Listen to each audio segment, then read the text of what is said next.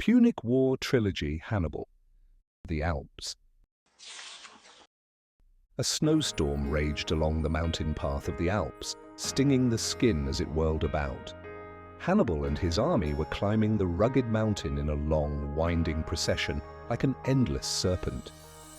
Each time the horses' hooves pressed down on gravel, they slipped precariously, and elephants screamed as they tumbled off cliffs. The soldiers' breaths hovered white in the cold air.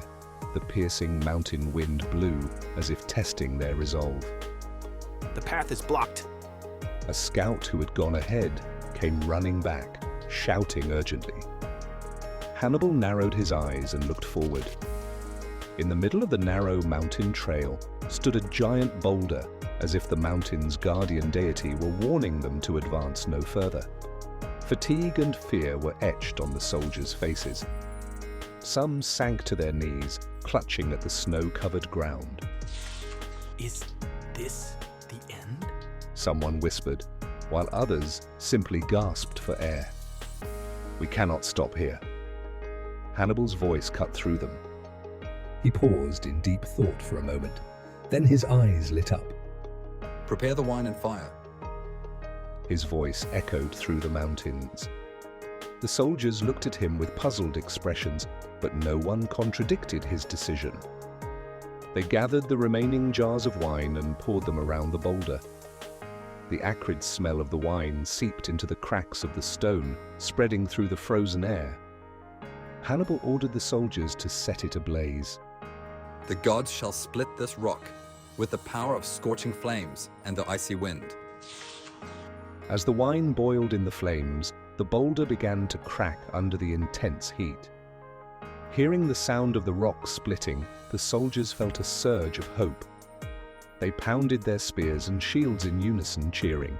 At last, with a deafening rumble that shook the mountain, the massive boulder shattered into pieces, clearing a path. Although the way was now open, the soldiers were utterly exhausted. The cold had numbed their hands and feet, and their thin clothing was no defense against the bitter weather. Horses collapsed from fatigue, and most of the elephants had plummeted to their deaths.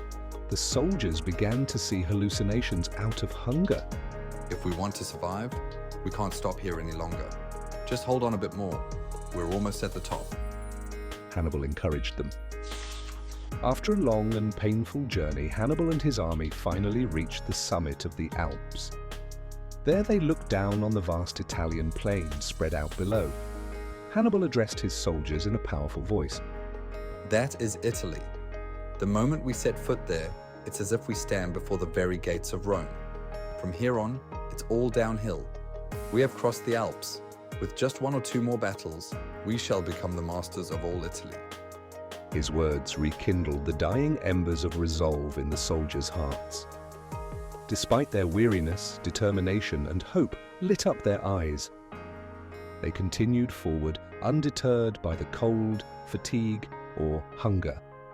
Snow kept falling overhead, but now that snow merely covered the traces of the great conquerors who had crossed the Alps to write a new chapter in history. Please like and subscribe.